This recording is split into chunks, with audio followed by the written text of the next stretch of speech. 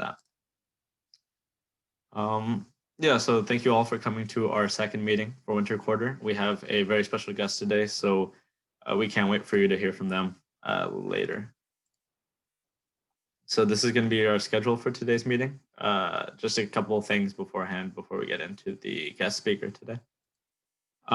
So here is a tentative schedule for the rest of this quarter.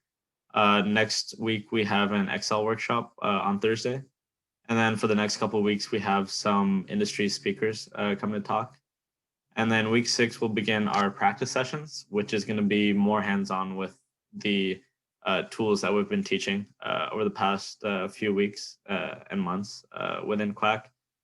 And then after week 6, it's just going to be workshops and practice sessions with Tableau, Python, and then one stat software that we still have to determine. But updates on that coming in the next coming days. Hey everyone, so I know a lot of us are OCOB students, so obviously we would like to encourage you to get involved within OCOB. There's 2 opportunities specifically that I'd like to highlight. The first one being a career peer advisor. So one thing for this is you must be an incoming junior or senior, and the deadline to apply for that is January 22nd. So there should be information, I think, going in the chat. There's links to information about that. And then the other opportunity is to be a student ambassador. So this is open to all students, regardless of what year you are.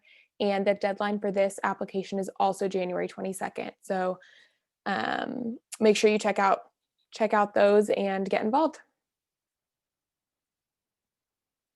And then one other opportunity I'd like to highlight is the Cal Poly Masters in Business Analytics program. So this is a really, really good business analytics master's program. So it's actually ranked among the nation's top 10. So definitely check out this program. It's 10 months. The only prereqs that you need to apply are your bachelor's degree and then to have a minimum 2.5 GPA. There is an information session on the 22nd at 11. So I think there's also a link maybe going into the chat about that. If not, you can always look it up. And the deadline to apply for that is June 1st. So make sure to check that out as well. All right, so the internship that we're highlighting this week is the Reebok Digital Analytics internship. And so for this role, you'll be doing analysis on the Reebok e-com channels. And what they're looking for in a candidate is experience with analytical tools such as Google Analytics, Adobe Analytics, Microsoft Suite, Tableau, and Power BI. And the deadline is on February 14th. So if you're interested, definitely apply soon. And as always, feel free to contact us either through Instagram or Gmail. Our Instagram is @CalPolyQuack and our Gmail is cpquack@gmail.com. And if you scan this mailing list on the right with your cell phone, or if you look at the link in the chat, you're able to get caught up on all the weekly meetings, internship events, and just workshops we're having on the daily. And if you guys haven't already, be sure to join our Slack channel. There you can communicate with us more directly, and all the links that we send out in the meetings will be there too as well. And now we have Phil Chang from the LA Lakers here to talk a little bit about what he does. So Phil Chang, I'll let you introduce yourself.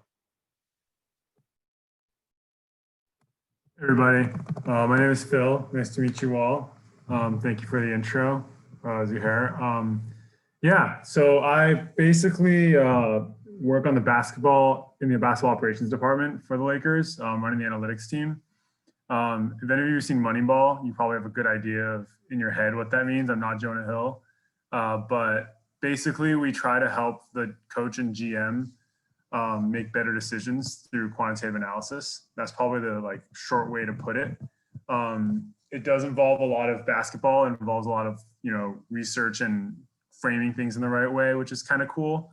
But it definitely is also some of the same work-life balance stuff that any other job has to deal with. But myself, I majored in applied math and statistics at Princeton and worked in finance for a little bit, and then went to go work for the NBA League office, where I focus on problems like what rules do we change, and how, if I were still there, I'd be like, how do we optimize the schedule for COVID, modeling things like that. And then went to go work for the Lakers a couple years ago, focusing strictly on the team. So the NBA league office like focuses on like the whole league, and then each team obviously has their own staff that focuses on how do we win games and how do we keep players healthy. So I have a few topics I can talk about really quick. It's nothing groundbreaking, but I figure it might be kind of cool to see a couple actual projects as opposed to me spitballing. Let me see if I can share my screen. Should I request remote control? Oh yeah, let me stop sharing. Sorry. You should be able to share your screen now. Cool. Okay, so a few topics. Let me just make this smaller. So the idea of our department, again, or the thesis of our department, is to use the data and insights gained from it in the basketball world in order to win more games. Or I guess if you're like a different team might have a different objective, right? Like some teams want to develop their players, right? Some teams want to win more games now. Some teams are like, let's try to optimize the return for our players. But so like for our team, it's the simplest one right now. Like our team's trying to win right now. And so the types of questions that we ask are just basically how do we optimize points greater than points given up. So for example, like what types of shots should we shoot?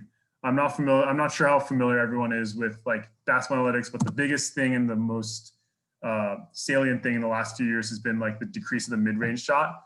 This chart's from a couple years ago, but this trend's continued. Like the amount of shots taken from the mid-range, which is outside of the rim, inside the three-point line, has decreased, whereas the number of shots taken from three have increased. And that's simply because the points per shot, if you scale out how good NBA players are at shooting these shots, they're much better at shooting three-pointers in terms of producing points over a long period of time than a mid-range shot. So like that's why you see James Harden, shooting rim and threes and free throw line are like his three areas that he shoots on only because, players like him have learned to optimize for that specific style of play. And not that the mid-range doesn't have a spot, Anthony Davis in part helped us win a title last year by being awesome from that area, especially in the playoffs and in certain hyper-specific areas that might be helpful. But this is an example of like zooming out, the whole league kind of taking collectively stock of what's our objective. Our objective is to be as efficient as possible with the opportunities we have.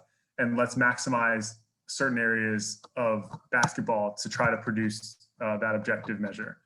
So for example, shots would be one, but other places include like, silly fouls, like eliminating those, optimizing use of your timeouts to align with like the media timeouts, for example. This is just one example of how we can use data and insights to try to create a better outcome for our players. So downstream effects also is like we could change where we want our shots to come from, and the NBA at some point is probably going to want to consider, hey, maybe like, we don't want teams to just be shooting threes and layups. That might look boring, Right now, if you are like a basketball junkie, you will appreciate that teams get to these shots in very different ways. So I think that's on the media to kind of perform some data analysis on like, not every team plays the same, even though they get the same shots. Anyway, I digress. Another way that teams and people associated with the league use data is win probability. So, for example, this is the Super Bowl from a couple years ago, where obviously Atlanta was up 28-3 in the second half and was looking very likely to win until New England obviously came all the way back. So you might look at this and be like, oh, like this is kind of cool. At this moment in time, like what is the probability that Atlanta would win the game? So the actual like use case for this it depends on the philosophy, but a couple teams will use it for like in-game decisions. So for example, it's like if you are unlikely to win the game, even though it's only a 10-point game, it looks like based on, our player got hurt, their player is going off, like looks like we have a very low probability of winning. Like let's take a riskier approach, right? Let's like shoot way more threes, which have a higher variance than just, an expected outcome going and playing your normal offense. If we're desperate, we could do the hack a Shaq strategy where you purposely foul the opponent to get them to the line. And, obviously over the long run, you're going to make more free throws than you miss. Maybe over a short run, like 4 or 5 possessions, you'll get a guy who struggles. So that could be used for in-game. And then you can also use this from a narrative point of view. So like, if you're looking at a team that struggled over time, this is a way to quantify like when they fall apart, how they fall apart. Maybe if you find out if you're for a team, hey, when this substitution is taking place, coach, when you do this substitution, our win probability typically drops by 10% every time you do it. And so that would be an example of a decision where you could work together with a stakeholder and say, this should probably be a different alternative.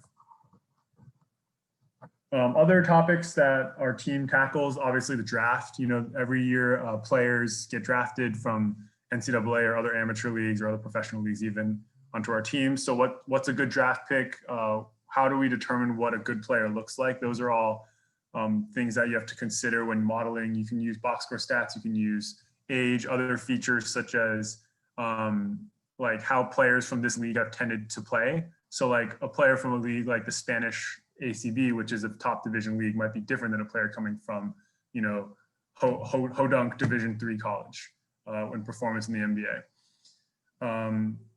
That's a big part of it. Every year, the draft is really hard. It's just kind of like a random scatter shot of outcomes, but every team tries to get more signal than noise than they can. A couple other topics I think that could be interesting to dive into. There's a whole concept of, so I'll rewind that back. There's a whole concept of like, this is a good microcosm of a very deep rooted, like simple problem that actually requires a lot of analysis of like, if you're leading when you're up, if you're up 3 with like 5 seconds left in the game, should you just purposely foul the opponent and give up 2 free throws so that they can, you know, if they can have the max 2 points, and if you can offensive rebound or inball the ball successfully, you essentially guarantee winning. And this is like a kind of this is like a problem set, right? It's like, given these parameters and given these constraints, what is the like inflection point of when you should foul or not, how much time should be left in the clock or not? And you can also customize like your personnel. A paper did this a few years ago. Basically, it's like if time remaining is up in this area and your point is up to your defensive lead in terms of points scored is, you know, on this axis, these are the quadrants that you would fall in. I guess not quadrants if it's 3. So like this kind of chart could be something that is used in game of like, okay, currently like we're here, like the leading team should be fouling here, you know, to like preserve the lead. If you're over here, there's no chance of a comeback. And as you're a coach, you can like, you know, point at different parts of this and say, okay, this makes sense to me. We're within a minute and the defense has a lead of 9 points. Maybe the leading team should consider fouling. So that's like one way we can use the parameters and the statistics of the basketball games. Like, you know, you look at just like points, rebounds, assists on the box score and you're like, what does this tell me? But in terms of like utilizing very hyper specific situations, you can do mini studies like this to try to gain edge 1% here, 2% there, wherever you can. In the end, it's kind of hard still because the player's the one making decisions. The player's the one making missing shots, and that's why they make $30 million a year, to have that pressure on them. But we can try to help in any way we can with the data we have available. This is not that interesting. The last interesting thing that we can talk about is one example question, like how do we track fatigue? Like how do we track how much players are running back and forth? You could use wearables, you could use heart rate monitors, but an objective way to do it too is there are actually cameras in the ceiling of every NBA arena. There's 12 cameras in the ceiling that track, you know, with a latency of 30 times a second, where every player and the ball is using computer vision. And so using all these cameras, you can triangulate, you know, the XYZ location of every person and every player, every ball, I guess there's only one ball, all the time. So what's cool is this data set basically gives you like a gigantic, you know, gigabytes of data per game of just raw data that you can mine through and see, okay, what is, you know, the easiest one is how much is a player running? That's just like literally tracking the distance of players running game after game and the acceleration and deceleration over time. So for example, here you could see like a player, you know, the model of a player could be like, let's pretend this is game time. At some point in time, you could be saying past 36 minutes or past this distance run, this player has shown very drastic impairment in their ability to get up and down the court at the same speed. And so from a basketball standpoint, we can also track, you know, player locations and player habits. So like, for example, these are 2 guys who play the same position, but have very different court occupation hot zones. So Marc Gasol wants to stand around here in the high post above the rim, whereas Andre Drummond, who plays the same position, plays much closer to the rim. And you can watch it with the eye test, but through this types of data and advanced insights, we can see more and more of these habits quantified and eventually be able to model, like, for example, these 2 players might play well together, even though they play the same position, because offensively they occupy such different areas of the court. Using these insights, and we use like tools like Python, R, SQL, JavaScript for communication on websites and stuff to basically be able to convey these conclusions to our coaches and our stakeholders. We work really tightly with, like I said, the general manager of the front office and the coaches to be able to create more value out of the data that's available to everybody. Everyone, it's kind of like poker. Everyone works with like the same starting point, but it's what you do with it that really matters. I know I kind of just zoomed through it. That's all the examples I have, but I would be happy to just talk and, discuss, because I think that's where the fun part is, rather than me just, talking at you. So when I was in college, I wasn't quite sure what I wanted to do. I didn't go to grad school. I didn't, have that sort of formal exit point, and I jumped into sports from a finance background. So there's a lot of ways to go about the path I took, but I think I can speak a little generally as to like what is interesting to look into when considering, if sports is an option, if other things are options. But basically, data will take you around the world, I guess, is my pitch. Yeah. So anything we like talk about, we can just jump in. We're happy to talk about anything. I'm not sure if the chat has something. No, it's the Slack channel. I had a question. I was wondering how you specifically networked your way to the Lakers. Yeah, so I think that's a big, it's kind of hard because I think for the NBA basketball ops personnel, it where you're a scout or you're a trainer or something, it really matters to network.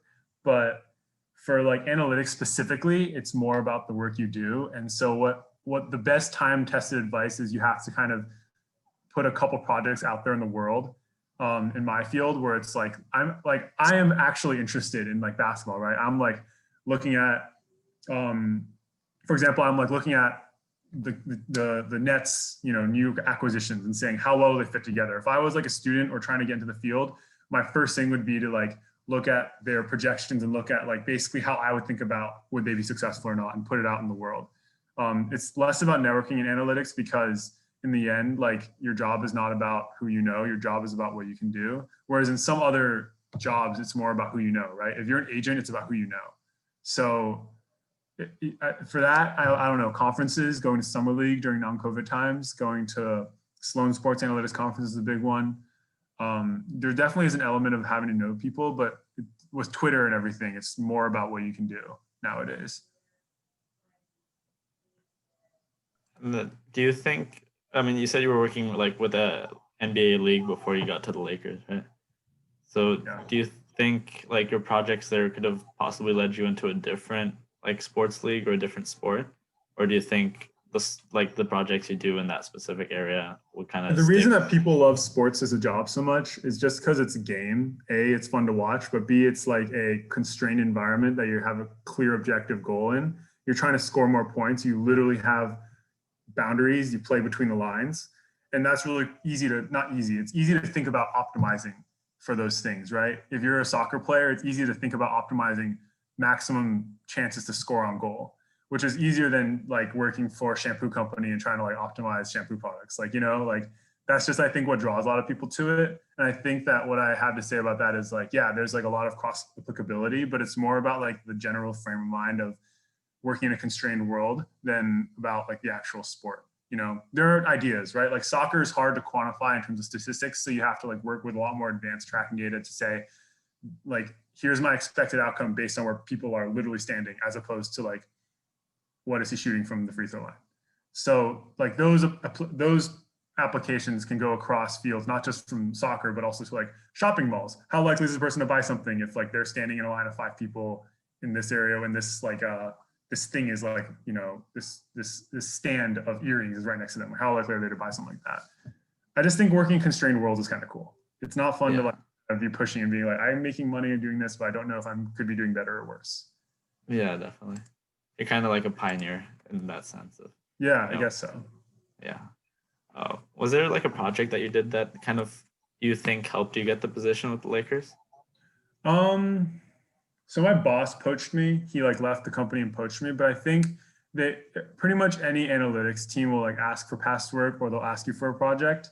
They'll give you a project to do. So for us, for example, is how do you visualize substitution patterns in basketball? You could do any sport, but basically what we landed on is like you want to have like a heat map of like when players tend to play and not play, which is cool because you can plan for when this player is out, what do I want in the game and when can I plan for that? You know, so you can tell your players like, hey, LeBron, I just want to let you know this player on the other team tends to be in at this point, and I want you to guard him and prepare for that, right? Because at the level, it's like an interpersonal thing. But these types of projects like literally can be anything. It can be like how well does like James Harden guard left-handed players versus right-handed players? Like that could be an interesting project that has some applicability to it. With the wealth of data out there, and I think you can scrape it. If not, like there are data sets for sale for like $20 on the internet, in sports at least, because people love, you know, not just watching, but betting on sports, like being able to do things that actually have impact. So these data sets are available. But yeah, just basically anything involving, you know, you're watching and it's fun. Mm-hmm. Yeah, definitely. Yeah. Strategic, blah, blah, blah. You said that like analytics is kind of, a lot of it's just based on your work, like getting a job. Do you have any recommendations for us students like trying to kind of kickstart our analytics careers? Yeah, I think that it's really important to go deep and specific as opposed to broad. I think people who are like, oh, I'm taking a SQL course, like cool, but I am very pessimistic that those things are useful because I think that that gives you breadth, but very superficially. Like you're familiar with the idea of like a select function, but you don't really know why you would use it or when.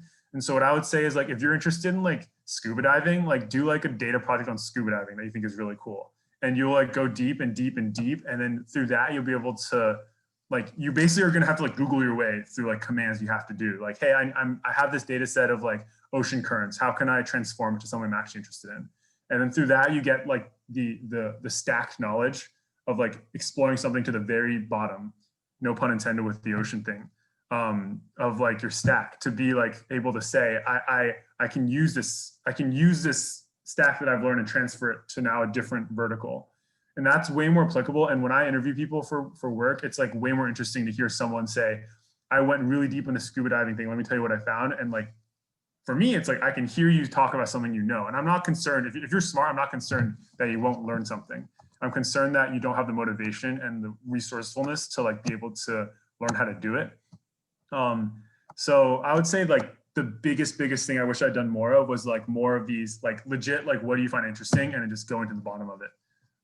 It could be like an hour a week, you know, over the course of a year. That's a 50-hour project. That's a pretty good project. And if you have one or two of those when you come out of school, like you're 100 times more marketable than someone who says, oh, I took a SQL course, I kind of know how to use it, you know? And also I think it's more fun. Like it's just more fun to be able to say, I like looked into this and this is what I found and here it is on Twitter. Like I'll send you the link. I was just about to ask, do you have any recommendations on like publishing your work, getting it out there? Like how do you recommend sharing that with distribution? potential? Yeah. If you're serious about it, I would suggest getting like a WordPress account. It would take you like 5 minutes. Twitter, like it doesn't matter if anyone's interacted with your work. It just matters if it's available. Like if you are interested in scuba diving and you're on scuba diving Twitter, if someone finds scuba diving Twitter, I want to see a link. That'd be fun. But like you just reply every once in a while to like the main influencers, they notice. But even if you don't, like when you apply to a job with a scuba diving company or a basketball company, like you send them like, hey, this is like what I did. Send them a link to your tweet that links to your website, and then you'll be able to like read the whole thing. It's good documentation for you. I built a website when I was like, 20, and it was the worst thing in the world, but it was good to like be able to like track what I had done over time, even if it's 2 years between projects. Like it's like a good like public area, and it costs $10 a year or something, right? To have something like that. I would just say like, yeah, whatever like folder system you have on your desktop, just like port it over to the web. I think that's going to be really, really useful to be able to say, here's my application, here's my website, check it out. I click on every single website that I get sent from a personal person, because it's like it's not like I like a sure, here I'll tell you, but it's definitely like a here I'll show you, which is more valuable. Anyone who does that, and it's usually 1 out of every 50 people that take that advice, is like, it ends up really well. Thank you. You mentioned like being able to like scrape data or like data sets that are for sale that are specifically for sports. Do you have any like recommendations on where to find those? I'm completely privileged and I haven't had to for basketball. I'm sorry. I think your best leads will come from sports betting sites, honestly, Okay. because obviously people have money on the line. But if you just like look up play-by-play stats, like it'll be there. It's not complicated. One like hack too is if you're just looking for a proof of concept, you can look for research papers that are on GitHub, and they have their data sets in the GitHub because they have to be able to reproduce the work. Okay. For something that's ongoing, you might have to build a scraper or subscribe to a data feed. But yeah, that's where I would go. Sorry, I'm not really specifically that helpful there. No worries, I appreciate it. Yeah. Earlier, you said that you like collect data on like personnel, so like different players. I was wondering, do you guys also like keep track of like referee data? Like if a certain ref is like officiating a game, like the chances that certain like things would happen. Indulge me for a second, for I have news to bear. The NBA obviously captures all of their referee data, and they keep it really private because they don't want anybody like being able to say like credibly, this ref is crooked or whatever, you might think. And so speaking from their point of view for a second, that group was part of the group I worked in. And yeah, they do a lot of like accuracy, non-accuracy, like, like, is it correct call, incorrect non-call, correct non-call, like not calling what should not have happened is also a thing, which is very hard for people to grasp sometimes, let them play. Basically, long story short, yes, both NBA and the teams track referee, as is every other sport, like referee bias. If referees have home and away bias, the hard part is like, if you are a referee and you're naturally going to have periods where you like judge very differently, just based on human nature. Part of being human is just being inconsistent, and so it's very hard to suss out sometimes, like, is this person calling a lot of travels because they're bad or because they just happen to be calling a lot of travels, and the NBA has like an education program and everything for their refs. But yeah, the teams do track it. I think different teams have different levels of emphasis for it. Some teams email the league every single day saying you screwed us over. Some teams don't at all.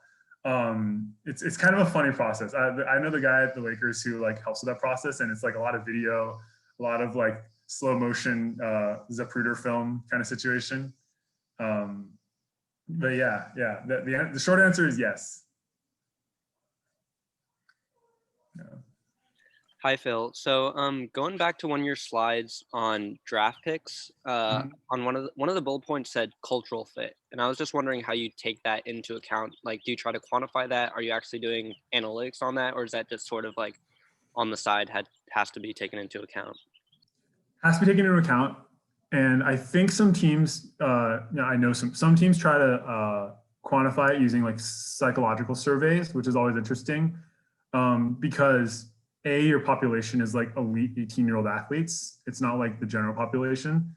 And so you can't build up the sample size really until you're at like 5 years down the line. You've interviewed 150 candidates and like, okay, now I can kind of think of making determinations.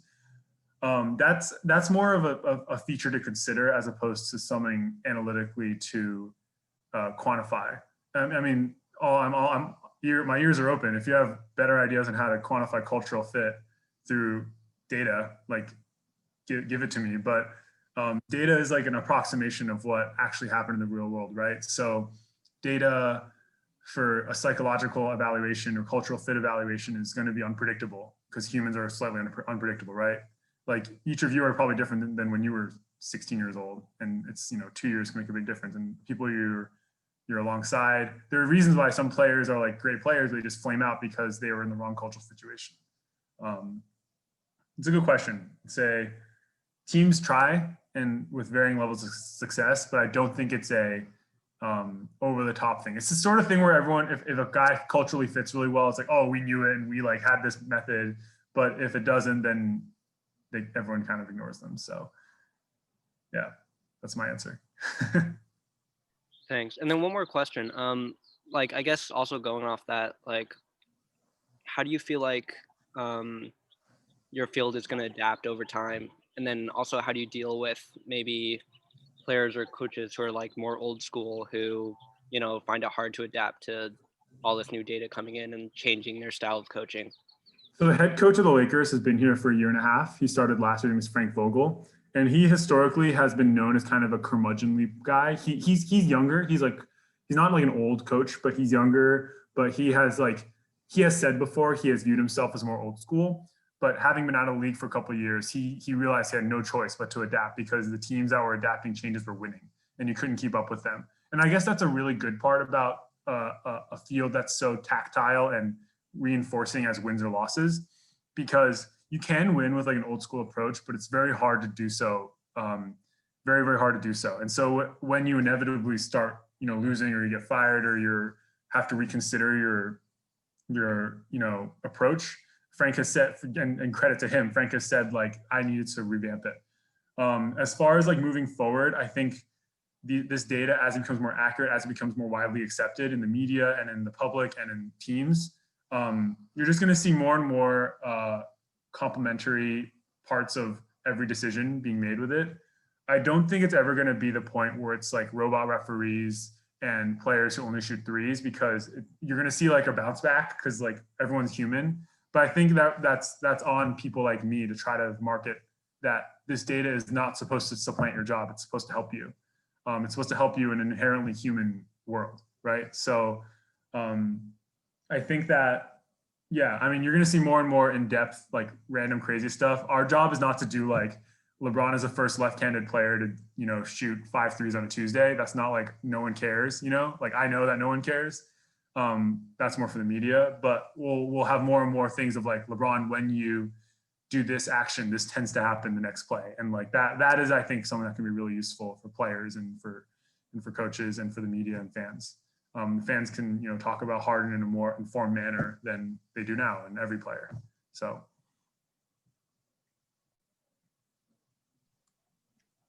And then I guess for your position, are you like presenting the data directly to the head coach, or is there like some middleman that kind of works out the kinks in order to make sure that the coach or whoever it is understands what? For us, it's very direct. Some teams try middleman, it almost never works. I think what teams do also is they have one person directly assigned to a coach, some person directly assigned to the GM. Especially in a field like ours, where it's like, I could see the desire from middle person, because it's kind of like, oh, you didn't play at a Division I level, like who am I to listen to you, right? In an ideal world, there would not be any middlemen for that, because you would have both sides understanding the part of it. I didn't play basketball, but I play high school basketball, and like I followed the NBA my whole life, and so it's like you have a little bit of translatability. And like, if you're not a subject matter expert, you need to have some credibility, for sure. So yeah, ideally no. Ideally there's no middleman, but some teams try. So I guess that's where the passion and understanding of what you're working on kind of comes into play. Yeah, like our staff takes like even like a few hours a month to like watch film and just like literally sit with like video coordinators and just like even like stuff on YouTube. Like there's really good content out there now of like what teams are running, like what sort of strategies are working or not. Definitely like look into that too, just to be informed about every part of it. It's hard to tell a coach, you should be doing this, and he's like, well, what do I do when like LeBron runs off a flare screen? You're like, what's a flare screen? He's like, oh, I thought so. Like there has to be some sort of like interlapping subject there. So yeah. And then for your work, do you feel like you have all the data you need, or do you think in the future with like all these trackers and stuff that would help you guys like make more accurate predictions or more accurate? I need the cultural fit metrics that Chang was talking about. That would be nice. Yeah. I don't think we have enough data for sure. Data approximation, like can't say it enough. Yeah. Those player tracking cameras are really good with being able to track stuff on court. But in the end, like stuff on court's only stuff on court. This is a huge invasion of privacy. I would love data on like how much players rest, like sleep, how much players take care of their body, because that's probably a huge part of it. LeBron spends $1 million a year on his body, which is probably different than I would be spending $0 a year on my body, Yeah. Performances. That's what I'll explain it to. That's why I'm not him. That's more data on the player health side is going to be the next big thing with wearables and I mean, they have the wearables nowadays and you can track like every part of your metabolic structure. Yeah, that's true. So with like the fatigue stats that you're talking about, does that also help with like player training or like recovery from injury? Yeah. A big part of it's also like return to play. If a player sprained their ankle and they were out for 3 weeks, how do we ramp them up? What's their conditioning like? And how like, yeah, we can use those to measure the objective return, right? If you sprain your ankle, you're going to have a couple weeks where you don't even know if you can run because like mentally you're like, oh, my ankle's still sprained. Yeah. Players like break their feet, like they just they're probably physically fine after 3 months, but they just mentally need to get over the hurdle. And so objectively say you're good is really useful. Okay, cool. Yeah, I was just wondering, do you guys talk do you analytics guys like talk to other NBA teams and like communicate and how much would you say like are there certain teams that use more analytics than others, or is it more like widespread, like everybody kind of uses like the same kind of ideas? As close as 3 years ago, even there were teams that did not have an analytics or data department, and so the spread is kind of I would view the spread as like everyone has one, but it's like it's very different. You have teams that have like 10 developers working for them, and you have teams that have like one guy working in Excel most of the time, and it's like very low level.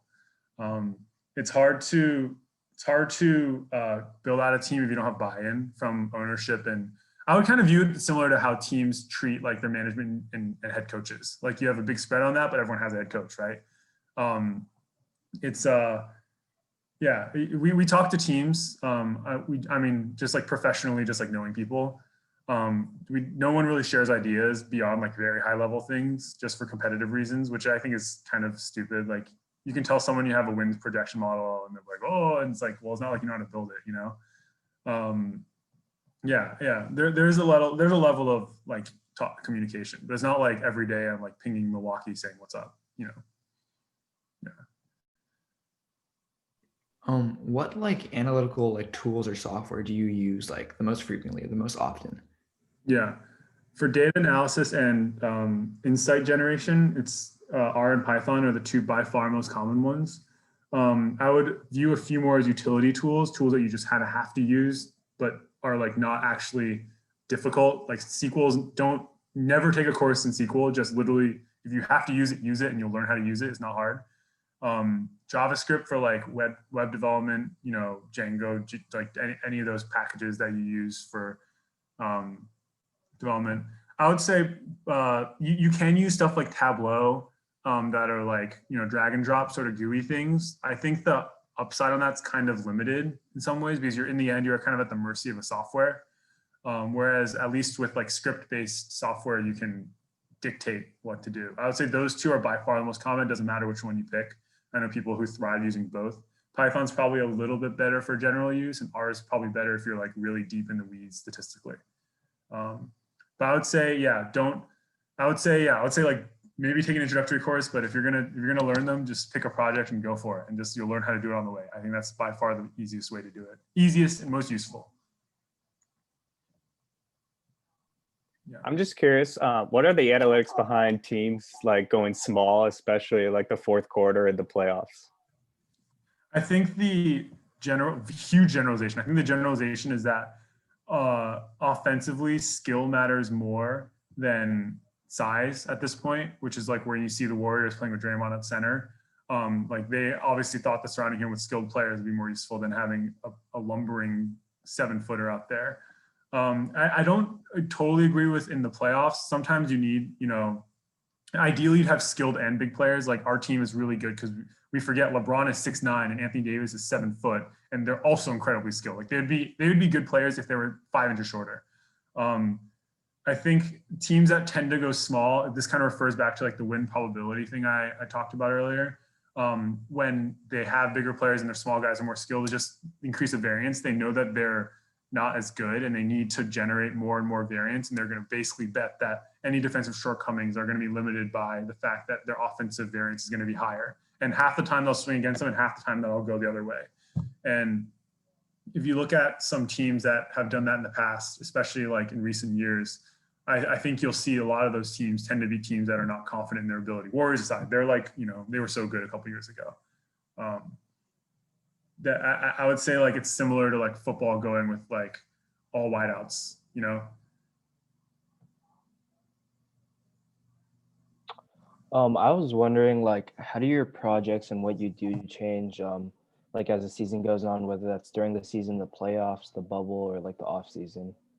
Yeah, our work is really schedule based for sure. Like all those landmarks there, or those pillars that you mentioned, are things we plan around. So right now it's January 21st, and we're like sort of planning for a trade deadline, which is end of March. We just try to support like our GM and front office and coaches with whatever it is. So playoffs, we go way deeper into the games. We basically ignore everything front office related. When it comes to trade deadline, we've been focusing on that for a couple months. It's very cyclical for sure, and we definitely have these landmarks that we plan around. It does vary a lot based on kind of what you'd expect. You know, trade deadline, free agency, draft is all like long-term player evaluation projection. Beginning of season, playoffs, playoff chase are all about like how do we optimize here and now as opposed to 2 years down the line. And they all mix together, right? Like it's not like you're going to ignore a draft pick because it's, you know, you're trying to win a game, but you definitely have, I would say like 70-30 is the most you'll swing one way or the other. What's like the coolest part of your job, or like what keeps you there? What keeps me there? Yeah, I hate like generalities like this, but it's like, oh, like every day's fun or whatever it is. I just really like being able to like work in a constrained environment and try to optimize for an outcome. And with sports, I love basketball. Like inherently, everyone has their thing they irrationally love. That aside, is definitely like just being able to like look at information and try to see like an objective outcome for it. There's perks for sure. The coolest parts of it, I mean, we get like I haven't worn like anything non-Lakers related in like years. Like we get outrageous amounts of clothes. I get to talk to the coaches a lot, which is really cool. I talked to players a couple times. We don't face the players as much as some other people in our department do, but I don't really care. It's like the players are people too, you know? It's so funny. I'll like see LeBron on the court. I'll walk by and I'm like, oh, cool, it's LeBron. And if I saw like a really marginal NBA player on the street one day, like in Santa Monica, and I was like, oh my God, like this is like random G League player. And it's so different when you're like in a work environment. It's just funny. Yeah, I think it's cool to like get to know some personality. But in the end, I think you're kind of here because you value the work that you do and you hope other people do find value in it too. And like during games, are you like at the stadium kind of doing work to hopefully help the team mid game? Yeah. I mean, I don't know, like if anyone's ever played sports, you know you can't really like think about anything during the game. Like it's you're kind of run, you're like sprinting or you're like just processing and handling. So actually during games, for us at least, there's a lot less work than you'd think. We're kind of observing and the coaches' habits and decisions and trying to help them on the back end. But yeah, we'll just be watching the game. That's honestly like when I can relax a little bit and just take it all in and process it, you know? Yeah. Like see your work in action all the time. There's some teams who have like an analytics staffer on the bench, like tapping away at the computer. And I'm always like, what are they possibly typing? Because all the stats are taken, all the tracking is like done, like it's all like automated, and they're just like tapping away. And I'm like, are you writing emails? Like, what are you doing? Anyway, yeah, maybe that's me revealing my ignorance, but I truly just don't know sometimes what they're doing. Yeah. I was wondering, how big is your department you work with, and like, is it the whole department working at a project at the same time, or do you guys have several projects going on? It's a great question. I think that around the league, like I've kind of alluded to, it's like 1 to 10 people can be a department. Our department is 3, so we're on the smaller side, but we're all like kind of like the other 2 people that work with me are like rock stars. Like I feel like I'm pretty general, can go around a lot of places. I think we have emphases, but like stuff like free agency, like we'll all work on it from different points of view, right? Like our analyst and developer will like work hard on like the visualization of it, being able to communicate this kind of any insights we have. Our data scientists will work hard on the back end modeling that actually powers it. So I think we all like gravitate towards certain landmarks of if you have a project that's like all encompassing, but you know, like our data scientist hasn't really touched our player health data because that's all like visualization so far, for example. yeah, I would say it varies, but definitely there are times when we will need to all gravitate to something. Yeah. And I think most teams will work in that way. Some teams that are bigger especially will not. Some teams that are bigger are like, you will only work on free agency for this whole year. And I'm like, that sounds insane. Yeah. Would you say the Lakers are a little bit more ahead of the game when it comes to the whole analytics department compared to other teams? You know, I would like to say so. Remove myself from the equation. I think that we definitely have progress to be made, but we've made a lot with what we have in terms of like 3 people. They're the teams that are probably best in the league. Like, you know, teams are kind of, you would think, because it's top down. It's like, it was Houston before Daryl left. Philly is known to be good. Oklahoma City has a huge staff, but you know, huge staff doesn't necessarily mean you're great, right? I think good means that you can contribute to the staff you have and to the tools you have at your disposal. So like for us, like we're maximizing what we can under our Lakers ownership. Okay. I remember you mentioned the trade deadline. So are you guys like usually receive requests to look at like a certain player's data from like another team? And then where do you find that since like you're not given the data set? Where do we find that? Sorry. Yeah, like where do you find the info on like the other players' data? We have like a ton of metrics and statistics in the back end that we have for every player. And okay. So our role is typically to pull that together. Okay. Yeah, we get flagged with, you know, any sort of potential moves ahead of time to look into for completeness sake. From our review, because they have other sources of information from like the agents and the player themselves and whatever, right? Yeah. Like comes in everywhere, but we're definitely a piece of that component. Like, is this guy actually good at basketball? Like, let's not forget to ask. Yeah, that's true. Because the quantitative aspect is pretty big when compared with like the qualitative stuff. I'd say so. Although sometimes you get overruled, which makes a lot of sense. Like sometimes if you have a player and you're like, this player's been bad, and the other it's like, oh well, it's because of this factor, and you're like, let me look at that, and like, yeah, you're totally right. You know, like sometimes the data is an approximation; it doesn't always capture exactly what has happened. Maybe a player, like I think that the DGAF factor is like really big. You know, sometimes the players get traded, like they suddenly are the best player in the world because they actually care. Yeah. You know. And then I guess that comes down to culture and stuff as well. Sure, yeah, and being human and like, and maybe you want to live in New York instead of California or something. I don't know. Yeah. Yeah. Right. Does anyone else have any other questions? I think we're kind of getting short on time here. I had one final question. All right. Have you been a Lakers fan growing up, and would you be open to moving to any other basketball club or football team? Or yeah, I grew up in LA, but I didn't actually like super love the Lakers. I was kind of just a general basketball fan. I think most staffers at teams don't grow up as fans of the teams they're working for, like, which is interesting. I know like diehard Knicks fans who like work for like the Wizards, which I think is really funny. Like I have no choice if you want to work in sports.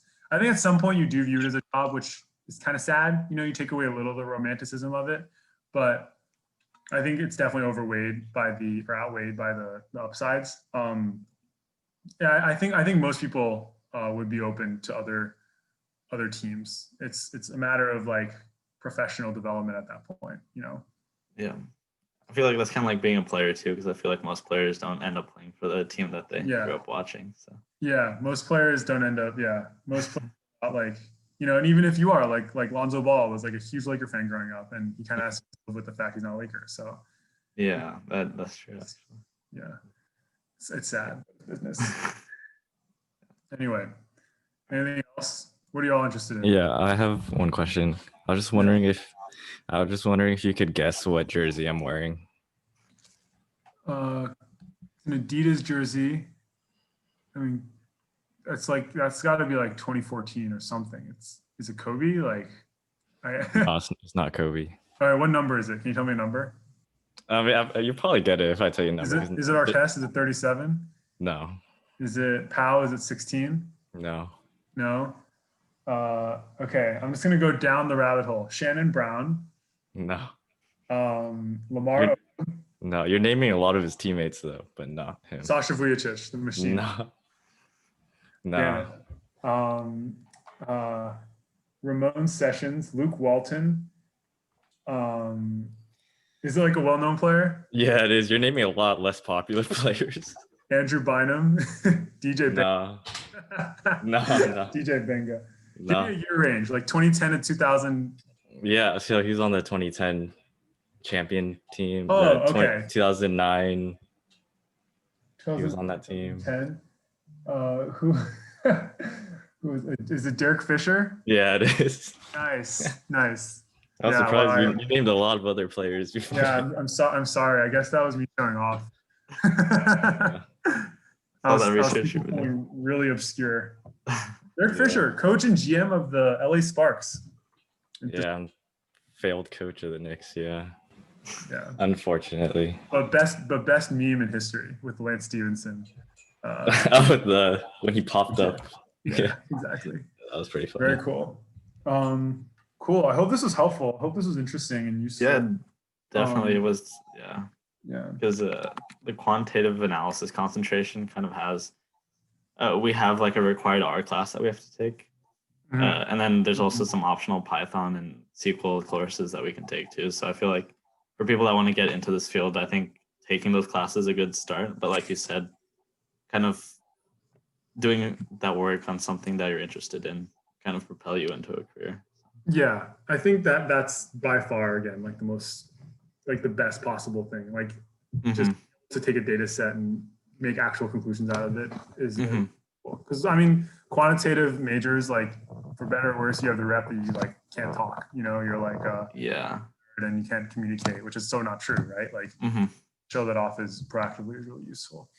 Yeah, that's true as well. Because I feel like more of the data scientists, more engineer, I guess their social skills are a little bit lacking in that sense. So I think if like, I mean, I'm not generalizing, I'll but let you say that, not me. I'm not going to say that. I work with like an engineering team in Cal Poly, and they're not the best at communicating what they want. So but yeah, definitely with the whole business curriculum that we have, and also integrating like some quantitative aspect into that is good. And then also I think like what you were kind of saying is getting people motivated, or at least getting me motivated. Because I think I mentioned before I'm into hockey. So I know that there's a lot of statistics out there within the hockey world. Hockey's cool. Hockey's like soccer. You like have to estimate because goals are so rare. Yeah, and I remember reading somewhere that hockey is like one of the sports that has like the most luck. So I feel like as more data gets out there, you can kind of reduce that margin of error that exists. So. Yeah. Yes, indeed. Well, thank you for the time, everyone, listening to me ramble.